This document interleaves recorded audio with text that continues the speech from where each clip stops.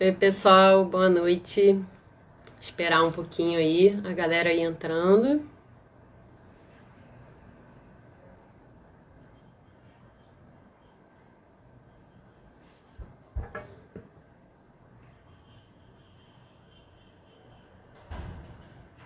Vendo aí várias pessoas conhecidas. Mas para quem não me conhece, eu sou a Ju Colucci. Falar aí um pouquinho de mim enquanto a galera tá entrando, antes de chamar aí o pessoal.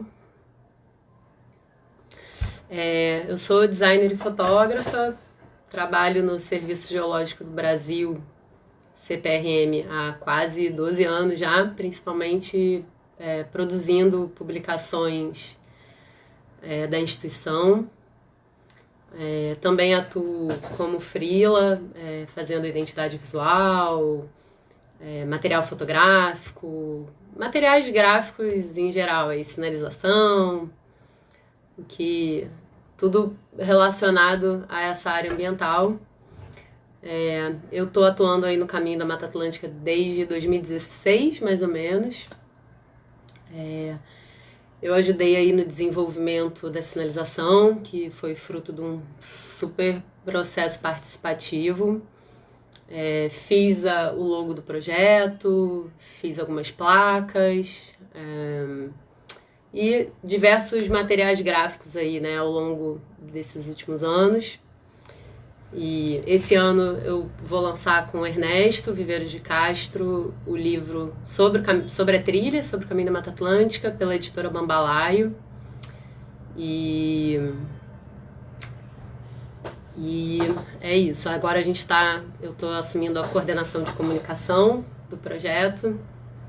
E hoje também trabalho com a galera do Refauna, de um projeto que também é super incrível, e com outros freelas aí. Acho que já tem um pessoal. Pra gente começar a falar aí. A live de hoje, a gente anda fazendo várias aí ao longo dos últimos meses. E a de hoje vai ser sobre a comunicação visual como ferramenta de engajamento pela conservação. E para trocar essa ideia aí sobre esse papel nesse momento que a gente está buscando tanto reconectar a sociedade com os ambientes naturais, né, se questionando tanto como fazer isso, eu vou chamar um casal muito querido para ter essa prosa aí com a gente, que é o Marcos Amendi e a Carolina Fernandes. Na verdade, ainda vão trazer junto o Caetano, que tá aí no final da estadia dele dentro da barriga da Carol, que tá gravidíssima, deve aí nascer em uns 2 meses. E tentar aqui convidar eles. Ou então, se vocês conseguirem aí pedir para entrar, pessoal, aí eu autorizo vocês aqui. Deixa eu ver se eu consigo. Ver se funciona. E... Oh, deu certo. Bom, pessoal, Oi. muito legal ter vocês aqui com a gente para trocar essa ideia aí com o pessoal. Tem muita gente que já conhece vocês aí, que está assistindo o papo, mas queria que vocês se apresentassem aí para a galera e falassem um pouquinho de como é que vocês entraram aí nessa vida, como é que o trabalho de vocês se encaminhou para essa área ambiental. Então, tá bom. Vou falar eu, depois vai falar a Carol, depois vai falar a planta lá atrás, que ela finalmente conseguiu botar uma planta no nosso... E o Caetano, depois. Depois o Caetano. Bom, gente, eu sou Marcos Amendi e é muito difícil. Uma das perguntas difíceis para eu responder é tipo, o que eu faço, né? Porque na verdade, eu sou um cara que é apaixonado por natureza desde sempre, desde moleque. E ao longo da minha carreira, né, eu tive a felicidade da minha carreira profissional acabar se juntando com essa minha paixão de natureza. E hoje eu trabalho com meio ambiente e sou fotógrafo de natureza. Então a fotografia entrou na minha vida desde da adolescência, né, por causa de uma câmera fotográfica que eu ganhei do meu pai. E aí eu fui traçando uma carreira profissional meio tortuosa, até que eu fui trabalhar numa empresa florestal, e dessa empresa florestal eu entrei no mestrado, e daí no mestrado eu saí para ser gerente da Reserva Mamirauá e vim pela primeira vez ser morador da Amazônia, e que isso mudou minha vida. E a partir dali eu sempre tenho trabalhado com conservação, então o meu trabalho com conservação já tem agora uns 30 anos. Pode ser chocante para as pessoas acharem, né, saberem que eu já tenho mais do que 30 anos, mas, mas é isso, eu trabalho há uns 30 anos com meio ambiente e eu sempre trouxe em paralelo a esse trabalho essa minha atuação como fotógrafo, né? No começo sempre como fotógrafo amador e agora já há uns 20 anos também trabalhando como fotógrafo profissional. E é isso. Então, vou só me apresentar, depois deixa a Carol se apresentar, ela vai apresentar o Caetano também. Oi, um prazer estar aqui, Gil. Obrigada pelo convite. A gente está super feliz de falar um pouquinho sobre essa temática, que é super importante, tão contemporânea. Bom, como você falou, meu nome é Carol Fernandes, eu moro aqui em Manaus e há mais de uma década a gente produz documentários e séries de TV e docudramas com temática de conservação ou de pesquisa científica ou temas etnográficos. Acho que essa imersão nesse mundo começou para mim inconscientemente desde pequena. Eu gostava e ficava assistindo documentários de natureza na TV a cabo. E sempre falava para mim mesma que era isso que eu ia fazer um dia. E aí me formei em comunicação social em São Paulo, depois fiz uma pós em cinema nos Estados Unidos e acabei retornando para o Brasil e conheci Manaus. E quando eu vim para Manaus a passeio, eu percebi que existia aqui a chance de eu finalmente fazer o que eu tanto queria, que eram filmes com essa temática. E vi que tinha um nicho, que existem muitas ONGs baseadas em Manaus e elas tinham essa necessidade de fazer filmes de conservação sobre os seus projetos e acabei me estabelecendo em Manaus e estou aqui depois de 12, vai fazer 13 anos. Uau. E é isso. A gente vai produzindo um cavoquinho agora. Sim. Em Manaus. Manaus é muito produtivo para vocês, não é mesmo? Muito legal. Cara, falar um pouquinho também assim da minha experiência, né, de como as coisas se encaminharam para essa área. Eu comecei a trabalhar no Serviço Geológico do Brasil há uns 12 anos atrás e, na real, não foi nenhuma epifania, assim, foi uma coisa que foi sendo construída com o tempo, né, essa minha relação com e esse meu desejo de direcionar o trabalho para a área de meio ambiente. Mas foi muito doido, porque quando eu cheguei lá era uma empresa de uma galera que não tem muito essa relação de entendimento com o trabalho de um designer, né? E, sim, encontrei muito mais isso naquela época, mas ainda encontro um pouquinho hoje e se tiver designer aí que trabalha com essa galera também imagino que vai se identificar. Que é um pessoal que acha que o designer ele tá ali para fazer um layout bonitinho, para fazer deixa aí os negócios tudo bonitinho. E animado o negócio. E só que assim, isso no final amadureceu muito o meu trabalho, me amadureceu muito profissionalmente, porque a cada escolha gráfica que eu fazia, eu tinha que justificar isso, defender isso e justificar muito bem justificado tecnicamente, sabe?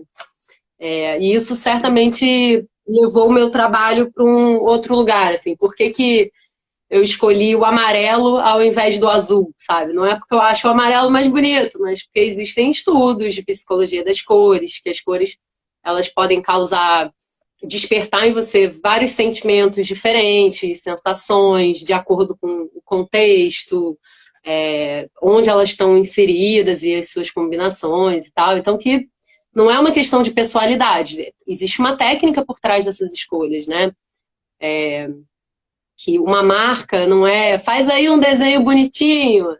Não é isso, né? Que os símbolos, eles carregam significados culturais que já estão inseridos introjetados aí pra gente culturalmente há milhões de anos, né?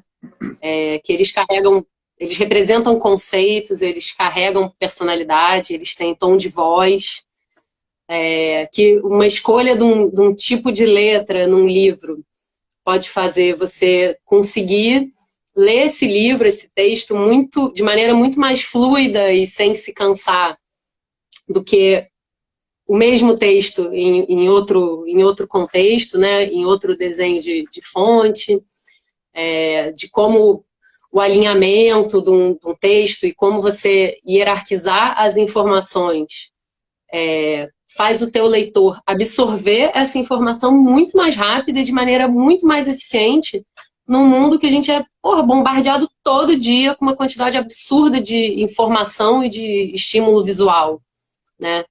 Então, assim, o design ele tem um potencial persuasivo imenso. Só que acho que hoje isso ficou muito associado ao supérfluo, né? A grife, a produto, até porque a indústria do estímulo ao consumo usa isso bem pra cacete, né? Convencer a gente que a gente tem que comprar. E isso tudo é feito através dessa comunicação visual, né? Só que o design ele pode ser um puta propulsor de mudança de comportamento social se ele for valorizado dentro de um projeto, bem usado, né, dentro desse contexto, ele ser um instrumento de reflexão, realmente de mudança de comportamento social.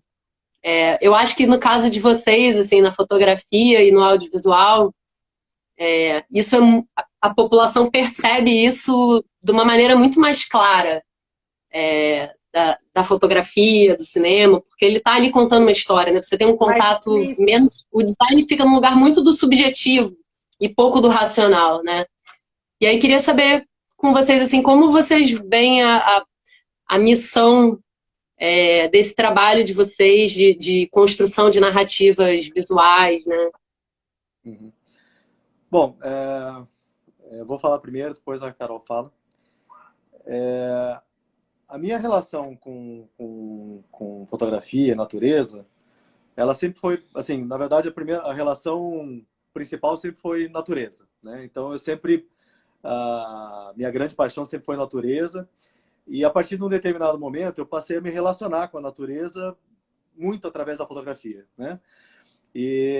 Porque o meu interesse na natureza sempre foi muito estético, né? Eu sempre gostei muito das paisagens, eu sempre gostei muito dos animais, dos padrões de folha. Então, sempre foi uma coisa muito visual e muito estética. Então, quando eu passei a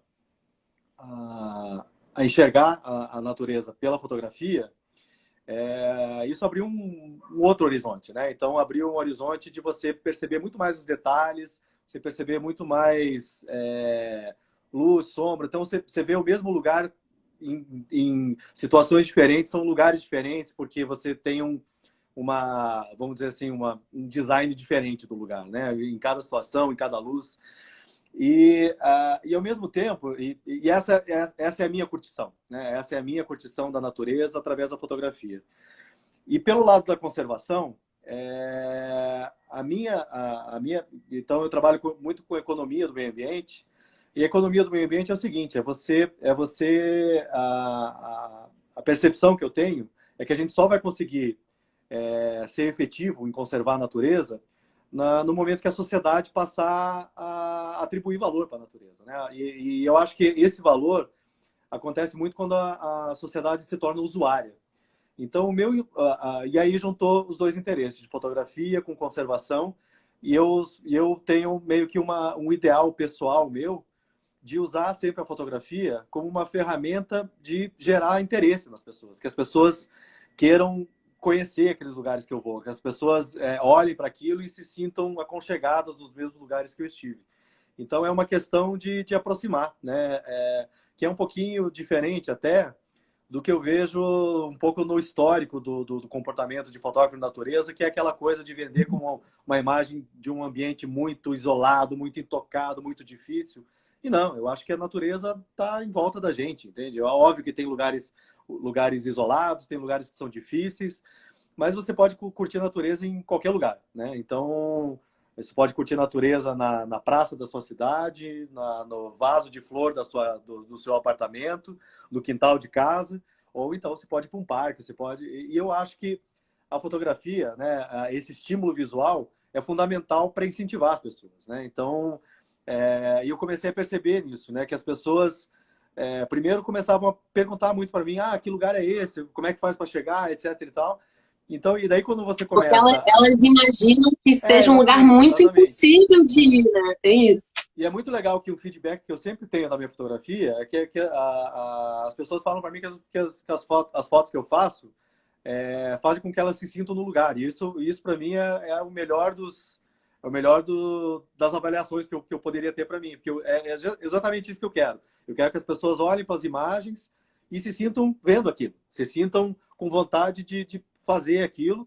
E acho que a partir do momento que as pessoas passarem a ser mais usuárias de natureza, a conservação passa a ser uma consequência. Porque enquanto as pessoas não são usuárias de natureza, a conservação é aquilo que acontece no Jornal Nacional, é aquilo que a gente vê a estatística de desmatamento, mas não é uma coisa que afeta a tua vida.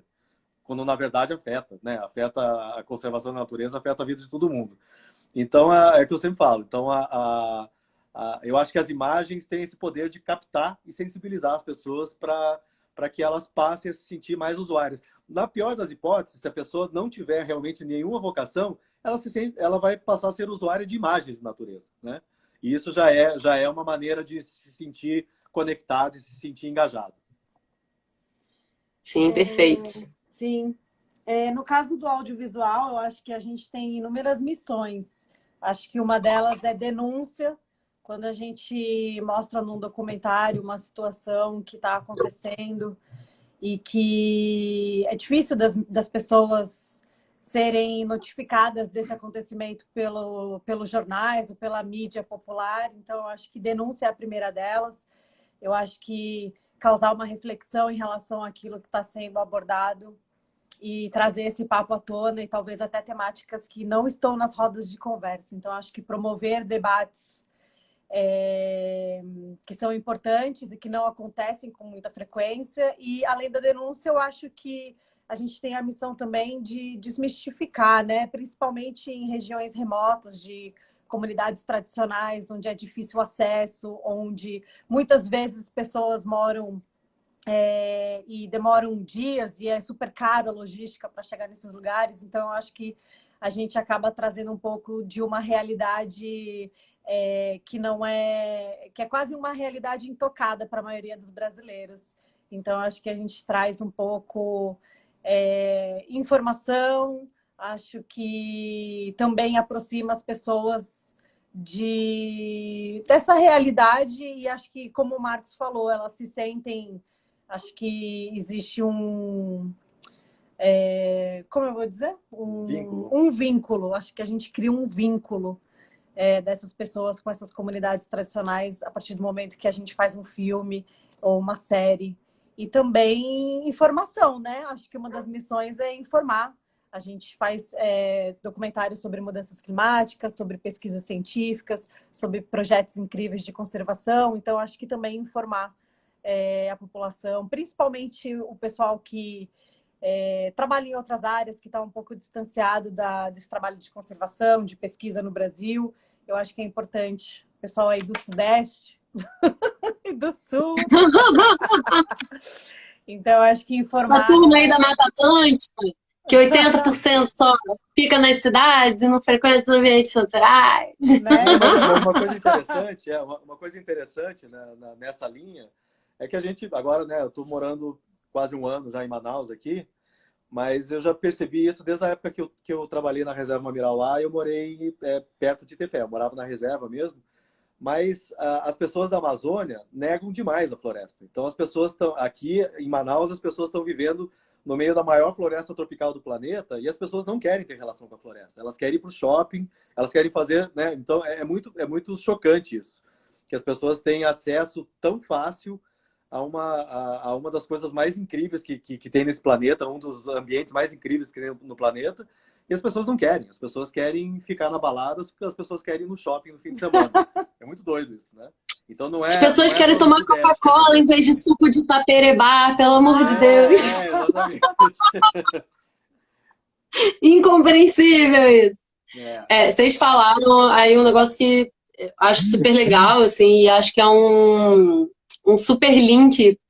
Tem muita relação disso do audiovisual e da fotografia, essa função com uma das funções da trilha de longo curso, né? Que é criar esse sentimento de pertencimento que a gente já conversou aqui em várias outras lives.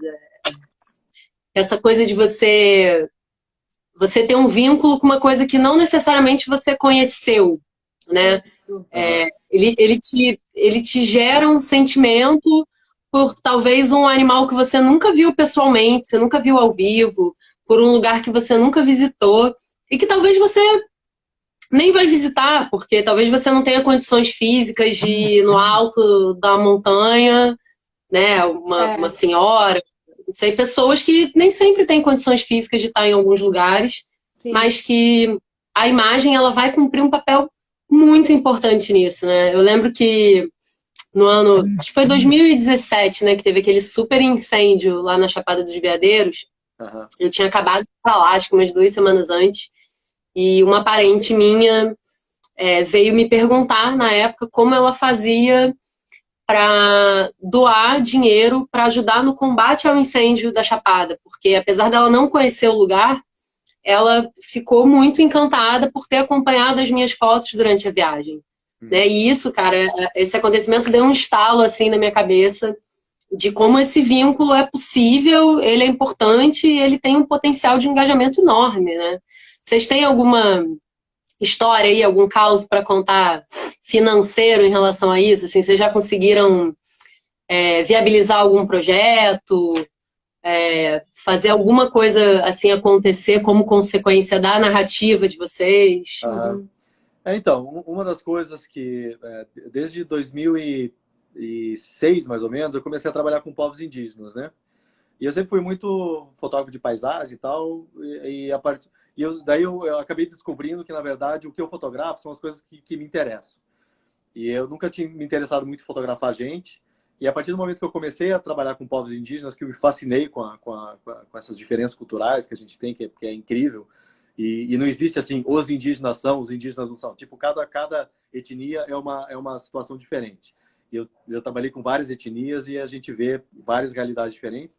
Mas a partir desse momento, eu passei a divulgar, né, imagens de povos indígenas, mais aculturados, menos aculturados, que anda pelado, que anda de roupa.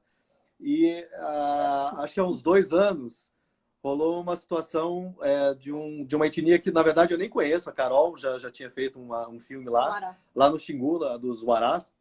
E eu estava em contato com uma das lideranças lá, porque a gente estava tentando organizar um esquema de eu ir para lá fotografar. E daí rolou uma tempestade lá, rolou um vento, que até pode ser um pouco em função de mudança climática, que ele falou que é uma coisa que nunca tinha rolado na história conhecida deles, e derrubou uma maloca, que é uma maloca coletiva de famílias, né? Então várias famílias ficaram desabrigadas, e ele ligou para a gente desesperado e falou: não sei o que fazer, as pessoas estão sem ter onde dormir e tal, papapá, papapá. Daí eu falei para ele, olha, me diga o que vocês precisam, né? Daí ele fez uma relação mais ou menos do que eles precisavam e dava lá, sei lá, 3.500, 4.000 reais, alguma coisa assim. E eu divulguei, né? Então, no mesmo lugar onde eu divulgava as imagens de fotografia, eu divulguei isso. Falei: gente, aconteceu isso. Mandei as fotos dele, né? E assim, eu acho que em menos de 2 horas, 1h30 mais ou menos, a gente juntou os 4.000 reais para passar para eles poderem comprar aqueles materiais de emergência para que as pessoas não ficassem desabrigadas. Então isso foi incrível, tipo, foi muito bacana. E eu espero que uma hora eu consiga ir visitar. Até hoje eu não consegui visitá-los, né? Mas foi muito legal, assim, porque a gente, essa coisa da gente conhecer as etnias, a gente sabe que essa galera passa altos perrengues, né? Quem tem essa ideia de que índio é preguiçoso, tem uma ideia muito errada, né? Os caras ralam demais, eles sofrem demais, e são muito massacrados, né, pelas políticas públicas que já eram massacrados e agora mais ainda, né? Então foi muito Nossa. legal assim ver como essa coisa de você divulgar imagens de povos indígenas, de um momento para o outro isso se converte na mobilização das pessoas, no engajamento das pessoas para resolver um problema pontual que era um problema, né, que precisava tirar as pessoas do desabrigo, né? E fruto da sua credibilidade também, né? Da credibilidade do seu trabalho, ao Das longo do pessoas tempo, as pessoas têm essa confiança em você, né? das pessoas É, acompanharem que você está sempre em contato com essa galera. Então não era alguém do nada que estava dizendo, doe dinheiro para os indígenas, né? claro.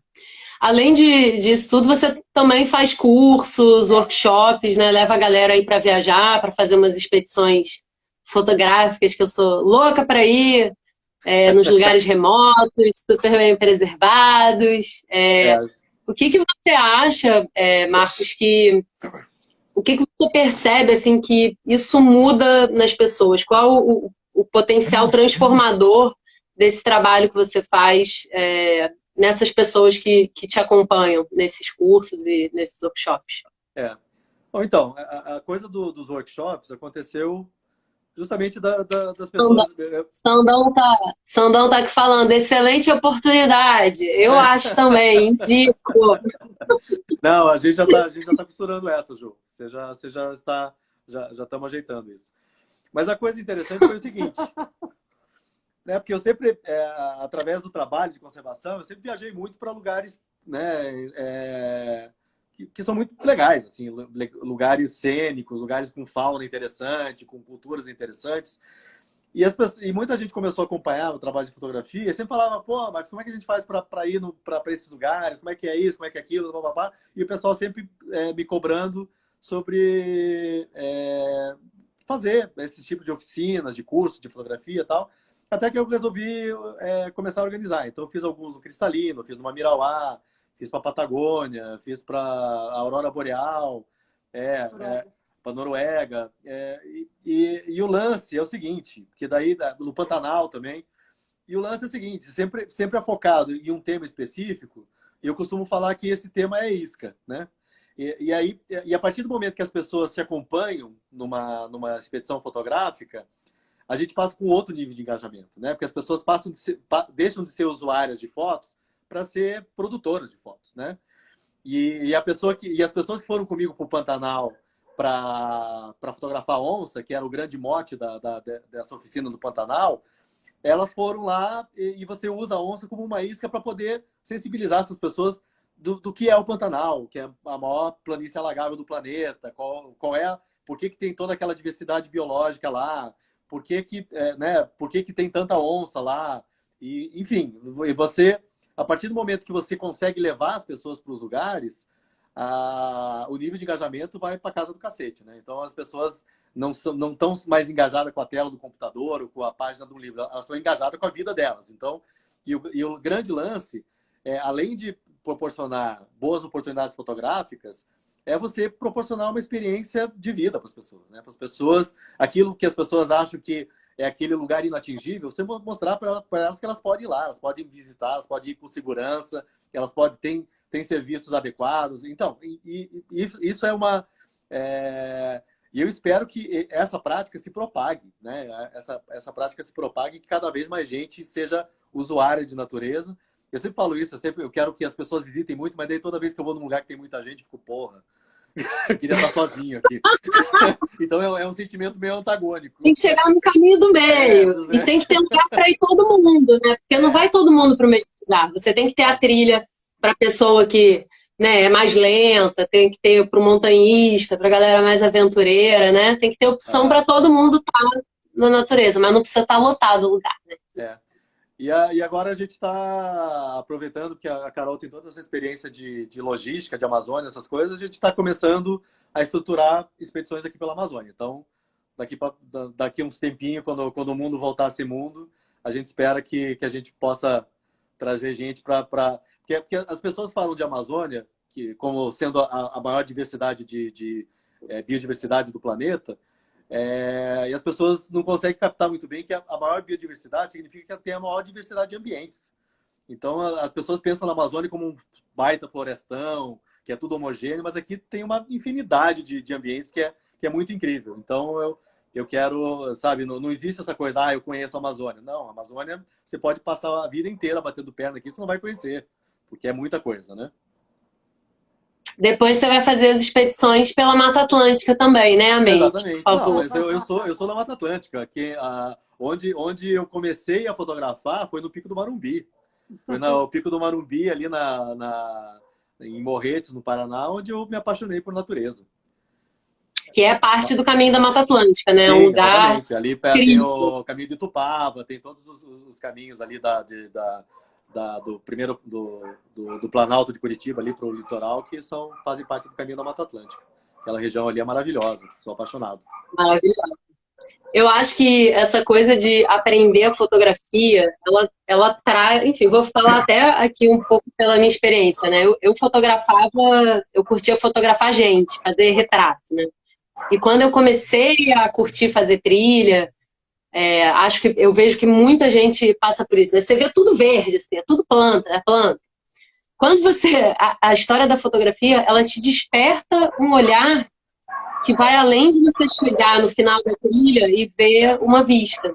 Ela faz você aguçar a sua percepção pela biodiversidade do caminho. Você olhar dentro de uma bromélia para ver se tem um insetinho ali, para ver se tem um sapinho, você reparar nas texturas das folhas, né, nas formas. E você entender, quando você conhece um pássaro, né, isso acaba fazendo você buscar um conhecimento, porque você não quer fotografar a rolinha que pousa na sua janela no centro de São Paulo, né? Você quer olhar para uma árvore, para uma ave e reconhecer que ela é uma ave difícil de ser encontrada, que ela é uma ave incrível, né? Não é só por ela ser colorida e tal. Então, eu acho que o conhecimento, o interesse pela fotografia, ele também traz essa vontade de você conhecer, e todo mundo sabe que, né, conhecendo, a gente tem um tesão maior por conservar, né? Outro ponto aí que eu queria colocar com vocês é essa relação que é um potencial super importante das trilhas de longo curso, que é a geração de renda para as populações locais ao longo do caminho por onde passa a trilha, né? Pessoas que muitas vezes viviam da extração de recursos naturais e dessa exploração, e que o ecoturismo ele traz um potencial de renda muito grande, e nisso a gente acaba englobando também as populações tradicionais, o turismo de base comunitária. E acho que o trabalho de vocês está muito relacionado, né? Vocês já falaram a beça aí sobre as populações indígenas, o trabalho de vocês está bem relacionado com essa questão das populações tradicionais, né? Eu queria saber como vocês enxergam assim, essa missão de serem uma ponte, né, nessa comunicação, de mostrar o que está acontecendo nessas comunidades para as populações, principalmente da cidade, né, a população em geral. Como é que vocês enxergam a responsabilidade de vocês como narradores dessas histórias, né, como contadores dessas histórias visuais? Uhum. Bom, eu acho que, primeiro de tudo, Ju, quando a gente se dispõe a trabalhar com comunidades tradicionais, a gente tem que ter muita responsabilidade no lidar. Não é qualquer tipo de projeto que você leva para qualquer comunidade. Então, acho que primeiro é ter o feeling se aquela comunidade em específico ela está preparada para receber aquele tipo de projeto e o que aquele projeto vai trazer de benefício para aquela comunidade. Então, é importante você ter tanto uma abordagem específica para como começar a desenvolver um trabalho, ou um trabalho fotográfico, ou um trabalho de uma produção audiovisual numa comunidade como essa, porque o timing é diferente, acho que os valores também são um pouco diferentes. Então, a gente tem que ter um pouco de responsabilidade e sensibilidade para lidar com eles. Ao mesmo tempo, Eu também vejo que esse papel de desmistificar o que é um ser indígena, o que é a floresta amazônica. Um Existem. quilombola, um ribeirinho, né? Assim, isso é bem no geral, assim, né? Então, Como a gente enxerga.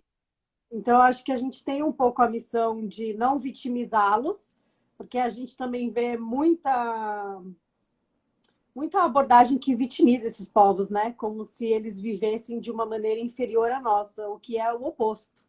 Eles têm, na verdade, uma qualidade de vida e uma percepção de mundo muito diferente e, eu diria, muitas vezes até superior à nossa. Eles têm uma capacidade de enxergar a natureza, de enxergar os sinais da natureza e até de lidar com o convívio humano de uma maneira muito mais profunda, muito mais verdadeira, mais potente do que a gente. Eles têm um senso de comunidade muito mais apurado do que o nosso, do que a nossa Sim, sociedade. noção de coletivo, né? Que a gente tem muito pouco, né? Essa noção de coletivo. Essa ética coletiva. Inclusive, em tempos de Covid, né? Isso ficou bem claro, né? Então, vamos combinar. Realmente, nessas comunidades, as decisões, elas são coletivas. Não é uma pessoa que decide, né? É o coletivo Sim. que decide. E eu também acho, falando um pouco como produtora e diretora audiovisual, que a gente precisa ter uma responsabilidade depois no pós-filmagem, né? Quando o produto tá pronto. Tem muita gente que visita essas comunidades, que capta as histórias, que realiza a sua produção e não volta com o produto pronto. E isso é uma coisa que eu acho que a gente precisa forçar a barra mesmo para que que seja uma prática de todos os produtores, né? Não pode sumir e nunca mais devolver o produto pronto. Então, acho que isso também é uma coisa que eu sempre digo, porque o que mais a gente vê é chegar numa comunidade, fulano veio aqui, fez um filme, mas nunca mais voltou, nem sei, nunca viu o filme. Então, isso acho que como parte de uma produção responsável, a gente precisa dar o feedback apropriado para essas comunidades. E contrapartidas, né? Todas as nossas produções na Banksy, a gente sempre tenta trazer uma contrapartida para a comunidade. Vamos fazer um documentário sobre pesca de manejo de pirarucu. Então, não é simplesmente ir e vamos. Então, existe toda uma conversa, uma negociação com as lideranças para que a gente possa ajudar. Precisa de algum material para o manejo de pirarucu? Poxa, precisa de gerador, bomba d'água. Enfim, muitas vezes a gente chega num consenso e acaba contribuindo com equipamentos para que aquela atividade ela possa se perpetuar ou, se não, que ela possa ser aprimorada. Então, também é importante a gente, como documentarista, é uma via de mão dupla. Muitas vezes, de novo, né? Existem produções que sugam e não dão nada em troca para essas comunidades. E então acho que também faz parte da nossa ética como produtora audiovisual oferecer algo em troca, já que você está indo lá captar essas histórias, o cotidiano dessas pessoas, o tempo dessas pessoas, às vezes a casa dessas pessoas, né? Uma equipe de filmagem causa. Nunca é simples. E Carol, falando em ética, assim, já rolou com você alguma história de te procurarem para uma produção que você falou de jeito nenhum, não concordo, que absurdo isso aqui? Sim. Algum caso desse que você teve que se posicionar, assim? Sim, inúmeros projetos chegam para a gente e a gente já vê que não é o tipo de projeto que nos move. Então, não é qualquer tipo de projeto que a Banksy Filmes produz. A gente tem princípios e valores e a gente segue neles. Mas um exemplo assim que eu posso te dar é de um projeto que nos apareceu, que era um reality show numa comunidade indígena. E esse reality show era uma coisa um pouco esquisita, porque eles procuravam índios comunidades realmente isoladas, que não tinham nenhum contato, e queriam que a presença de pessoas não indígenas fosse muito extensa, coisa de meses, assim, 6 meses. E aí a gente percebeu que a pegada da produção, do produtor executivo, enfim, dos big boss, eles não estavam muito de acordo com os procedimentos que a gente faz, né? E a gente percebeu que um reality show numa comunidade indígena remota não tem o que muito agregar a uma comunidade, né? A Carol, ela fala, ela é polida, ela fala esquisita, mas era um projeto bizarro, na verdade. Bizarro era o mínimo que você pode... E aí ela sutilmente saiu do negócio, né? Mas essa coisa de povos tradicionais, de comunidades, tem uma coisa interessante, a minha experiência, porque eu vim conhecer a Amazônia, a primeira vez que eu pisei na Amazônia, eu vim para cá para ser gerente de um hotel de selva. Então eu vim para cá, minha primeira experiência foi morar numa casa flutuante no meio da reserva Mamirauá. Então foi um mergulho de cabeça sem respirar antes de cair na água, né? E é muito interessante, até agora fazendo esse paralelo com a Mata Atlântica, a minha relação com a natureza era uma coisa muito cênica, de cachoeira, de montanha, sempre aquela coisa de você fazer aquela trilha para chegar naquele mirante, aquela coisa toda.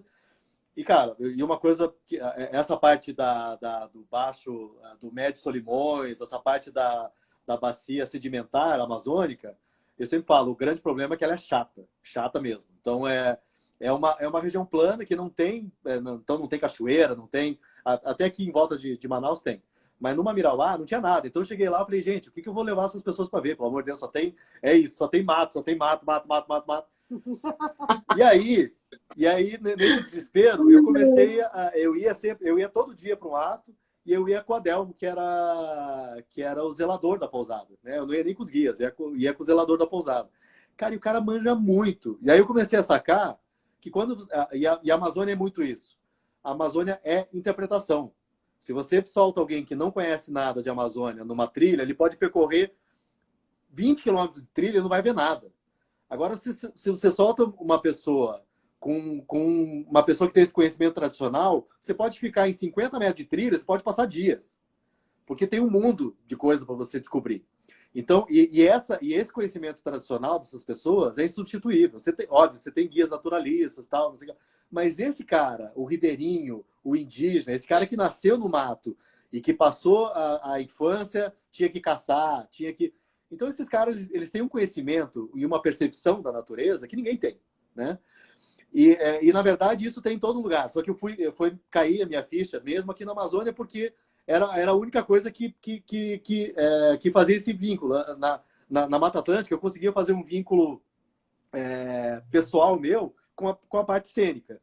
Mas aí que eu fui me tocar o quanto eu não conhecia a Mata Atlântica, o quanto eu tinha que conhecer, o quanto eu tinha que passar tempo com os caiçaras, o quanto que eu tinha que passar tempo com os quilombolas para né, começar a entender melhor. E outra coisa interessante foi que aqui no Mamirauá eu me dei muita conta dessa coisa das sazonalidades. Então, quando você está morando num lugar onde da seca para cheia o rio sobe 12 metros, então você vê assim, cara, a natureza tem ciclos e eles são muito fodas na influência sobre tudo que aqui acontece. Que acontece na gente, que acontece nos bichos, que acontece nas plantas.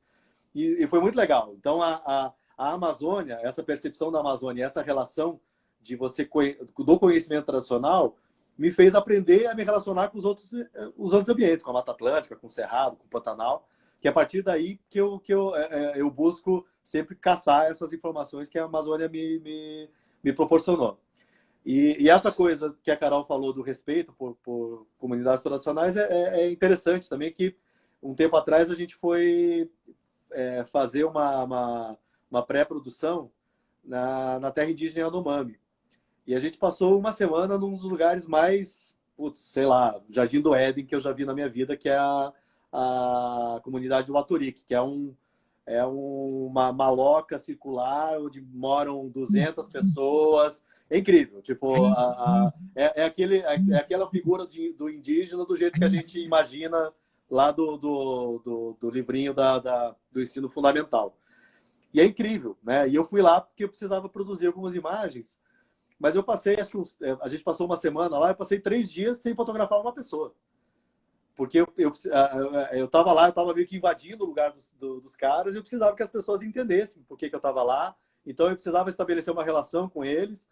E aí, assim, tinha o cacique, que era a grande liderança lá deles, e ele foi conversando com as pessoas, e eu passei 3 dias fotografando detalhes. Então eu não fotografava ninguém. Ia lá, fotografava uma rede, fotografava um artesanato, fotografava. Daí no momento, até um determinado momento, que eles chegaram para mim e falaram: olha, não, agora, a partir de agora você pode fotografar as pessoas. Daí as pessoas começaram a me chamar. Legal. Então é uma coisa muito legal. E é legal você conseguir trocar também, porque as pessoas, da mesma maneira como você está curioso para conhecer o modo de vida delas, elas são curiosas para conhecer teu modo de vida também. Então a gente fica sempre tentando fazer essa troca para que esse momento da produção das imagens, que são as imagens que vão sair dali, vão sensibilizar outras pessoas que talvez nunca tenham uma relação com esse lugar, aquele momento ele tem que ser um momento ético, né? Ele tem que ser um momento de troca. Não é um momento de você ir lá e roubar a imagem. É um momento de você trocar. De você Sim. trocar e, como a Carol falou, eventualmente você, assim que você puder, retorne, né? Retorne as imagens. A Carol voltou lá depois, a gente fez impressão de várias fotos de todo mundo que a gente tinha fotografado e ela levou de novo para o pessoal, para cada um ter uma foto impressa sua. Então que é isso, lindo. eu acho, Devem ter... isso é fundamental, né? Isso é fundamental, porque não adianta a gente querer mostrar imagens incríveis dos lugares se no momento de você produzir essas imagens, você ferra com o lugar, você estraga a cultura, você estraga a natureza, você ferra com os bichos, você vai estressar bicho para fotografar. Não, tipo, é isso. A minha relação primeiro é com a natureza, depois com a fotografia, né? Então, primeiro vamos fazer as coisas da forma mais ética possível para que aquele objeto, aquela matéria-prima que a gente ame, continue exatamente daquela maneira ou melhor depois que a gente passou por lá, né? Inclusive, Nossa, esse ponto que você... Não, eu só vou Pode fazer falar. um adendo. Inclusive, esse filme que o Marcos está falando, que a gente fez essa pré-produção lá no Atoric, vai ser lançado em breve. Então, a gente vai ter um filme novo, lindo. A gente está esperando, na verdade, entender se vai ter cinema ou não, para saber se estreia ou não. Mas Importante! vai ter um filme lindo em breve. E é lindo. Legal. Eu acho que isso que você colocou, cara, é importante para tudo, né? Em 2 questões até. Quanto mais você conhece um lugar, quanto mais você está inserido de verdade dentro de um contexto, mais apurado está o seu olhar e quanto maior é esse vínculo que você constrói, mais produtivo é o seu trabalho, e mais legal é isso, e mais respeito você tem por aquele ambiente, né? Não botar essa galera aí que bota sapo na geladeira para fotografar, né? O que corre atrás do bicho, derruba o bicho da árvore, não dá, né? Acho que é a galera meio fora da curva, porque acho que tudo indica para esse ponto de que quanto mais a gente conhece, quanto mais a gente convive em um ambiente, mais a gente se engaja, né? E se a gente conseguir pegar, óbvio que ninguém vai transformar o Brasil inteiro em uma população de trilheiros e montanhistas que vão manejar trilha e doar dinheiro. Mas se a gente conseguir fazer cada pessoa se reconectar um pouquinho, né, subir um nível nessa curva de engajamento, a gente já tem um resultado muito produtivo para a conservação, né? Cara, acho que a gente tem... Deixa eu olhar aqui a hora. A gente tem 10 minutos. E eu queria que vocês fizessem aí as considerações finais de vocês, assim. O que vocês percebem de retorno do trabalho de vocês para a conservação? Bom, a gente, assim como eu comentei das contrapartidas para as comunidades tradicionais, quando a gente filma com elas, aqui na Banks a gente tem uma política de ter muitos consultores, né, pesquisadores, cientistas. Então, muitas vezes a gente realmente precisa desses profissionais para conseguir montar um editorial, pensar num roteiro. Então, a gente conta com uma gama de especialistas em diversas áreas. E muitas das vezes todas as vezes que a gente conta com esse serviço ou que a gente filma um projeto de conservação, a gente acaba também chegando a um bom senso e a um acordo de contrapartida. Então, a gente inúmeras vezes já fez doação de colares de GPS, tags, material eletrônico ou laboratorial. Então, eu acho que isso faz com que as nossas produções elas contribuam diretamente para a conservação, porque a gente está fornecendo material e ferramentas para que a conservação, para que a pesquisa em conservação ela perpetue. Então, eu acho que isso é um ponto que diretamente, né, contribui para a conservação. Esses investimentos em pesquisa científica que as produções fazem. Então, outro ponto que é super importante não adianta nada a gente fazer uma produção audiovisual falando em conservação se a nossa produção não é sustentável e não é verde. Então, a gente precisa ter práticas em campo.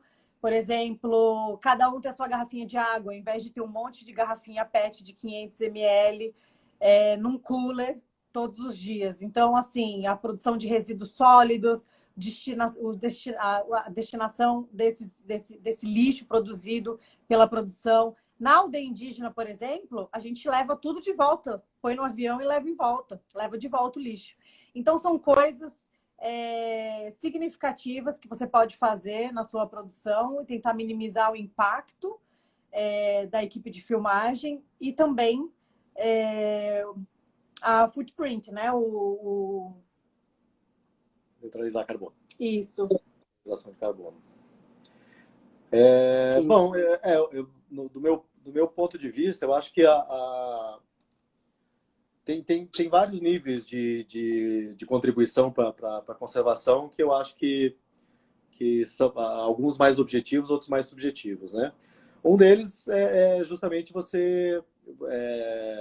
eu já tive tanto trabalho fotográfico que entrou em papers, tipo de registro fotográfico de espécies que nunca tinham sido registradas no ninho, essas coisas. Então, assim, a fotografia tem essa capacidade, o audiovisual também, de produzir material científico interessante, né? E isso, e a base de conhecimento é sempre fundamental para você planejar e para você desenhar iniciativas de conservação. Algumas coisas pontuais, por exemplo, quando a gente... eu sempre tento também levar benefícios para as populações que a gente fotografa, em especial o trabalho que eu tenho com a Pulsar Imagens. Existe um acordo quando a gente fotografa etnias indígenas, a gente tem vende as fotos pelo dobro do preço e uma parte do recurso da grana das fotos vai para as associações indígenas. Então, toda vez que a gente vende foto de comunidades indígenas, as comunidades indígenas também recebem uma parte do valor das imagens, né?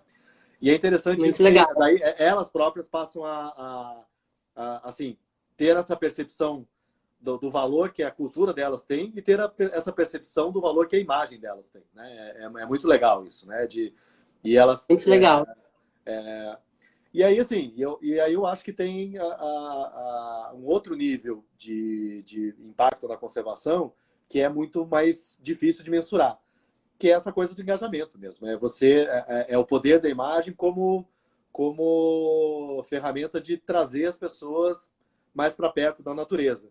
Porque uma das coisas... trabalhar com economia do meio ambiente foi uma coisa muito legal na minha vida, mudou minha percepção de natureza, mas é uma coisa muito cruel, que a gente vê as coisas com muita frieza e a gente consegue perceber o tamanho do pepino que a gente tem para conservação. E uma coisa, para mim, ficou muito clara, né? Enquanto meio ambiente não der voto, enquanto o meio ambiente não importar para as pessoas, no nível das pessoas se preocuparem em qual é o programa de sustentabilidade do seu candidato, a gente está ferrado. A gente não vai para frente com conservação. E eu acho que a imagem é esse primeiro passo, esse primeiro nível de engajamento. A gente está indo para esse segundo nível agora, que é de proporcionar que as pessoas conheçam os lugares, e a gente espera que isso seja uma maneira de disseminar cada vez mais, né? Então, que as pessoas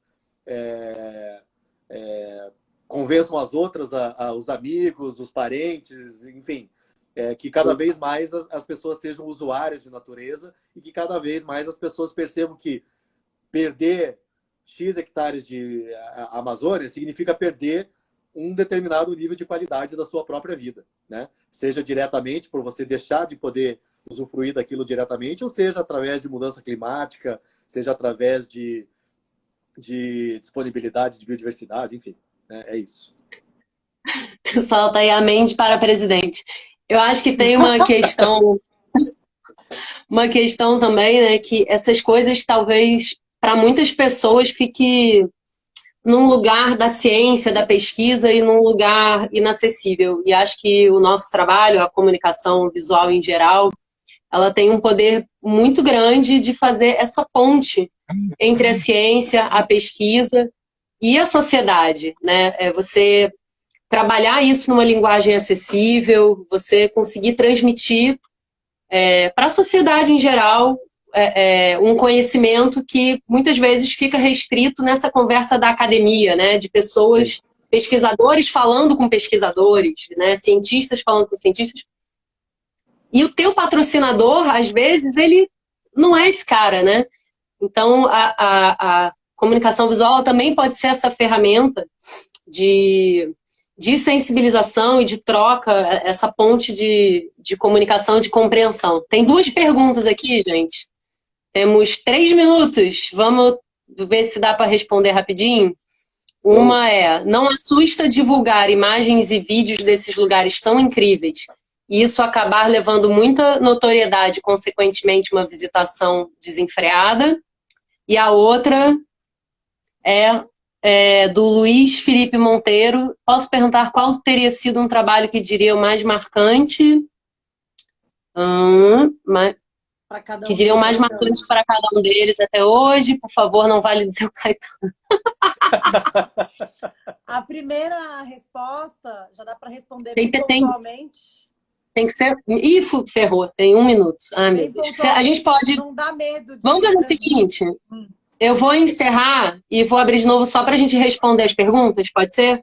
Tá. Tá bom. Entrem de novo, pessoal. Entra aí, galera. Entrem de novo para ouvir a resposta aí, senão não vai dar tempo. Pera aí. 5